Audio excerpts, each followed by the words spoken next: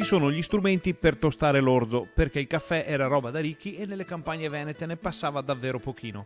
Ci sono anche l'intramontabile munega adoperata per scaldare il letto nelle notti d'inverno e il girello in legno per i bambini. E poi i fari a carburo per andare a rane nei fossi, attrezzi per trattare la canapa e tutto quello che poteva rendere la vita dei nostri nonni meno complicata.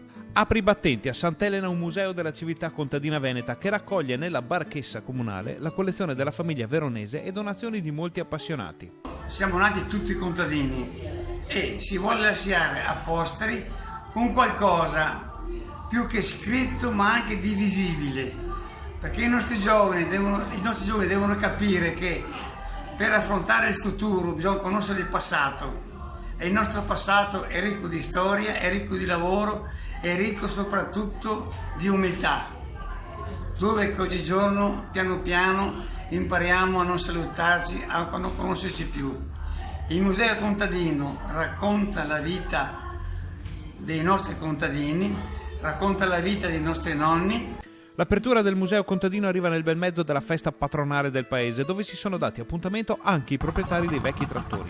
E la colonna sonora del mondo contadino veneto torna a risuonare nelle campagne della Bassa, con i landini e il loro ritmo. Anche di notte, perché nel passato questi lavori si facevano in notturna per lasciare liberi i trattori durante il giorno per altre incombenze.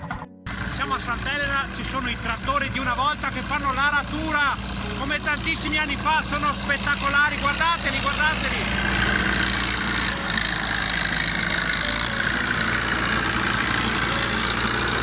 Un progetto sul quale l'amministrazione comunale punta moltissimo. Importante perché noi come amministrazione comunale di Sant'Elena abbiamo deciso di investire fortemente su questo che è il nostro passato, le nostre origini, le nostre radici. Abbiamo voluto fortemente anche il Museo Contadino e la nostra barchessa comunale proprio perché le generazioni future possano ricordare e sapere da dove sono venute.